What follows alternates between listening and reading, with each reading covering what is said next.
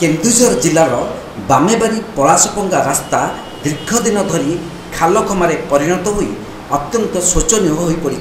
यार मरामती और उन्नतीकरण निमंते जोड़ा ट्रक ओनर्स एसोसिएशन पक्षर सोमवार माननीय चंपुआ विधायिका मीनाक्षी महंत को चिठी लिखि निजर दाबी उपस्थापन करथिबा जणा पड़ी।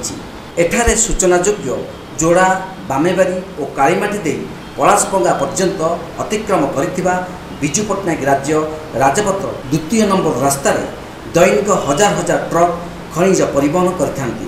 दीर्घ दिन धरी रक्षणाबेक्षण तथा मरामती अभाव संपूर्ण रास्ताटी खालखमारे भर्ती होई खूब शोचनीय हो पड़ी।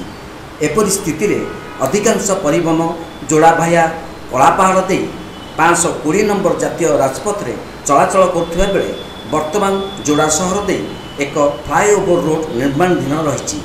फ्लाईओवर ब्रिज निर्माण कर्तृपक्ष रास्ता कार्य त्वरान्वित करने सकाशे यही रास्ता दे समस्त परिवहन बंद कर सूचना देते।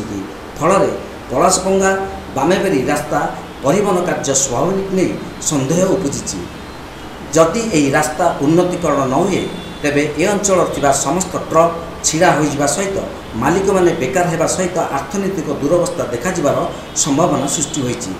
तेणु समस्त ट्रक मालिक मानक स्वास्थ्य को दृष्टि रखी यथाशीघ्र विजु पट्टनायक राज्य राजपथ नंबर 2 मरामती तथा उन्नतीकरण पर मालिक मानक पक्षर दाबी करथिबा जणा पड़ी।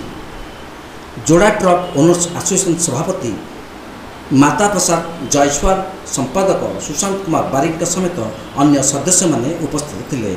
जोड़ारू भगवान गिरी रिपोर्ट तीर्थक्षेत्र लाइव।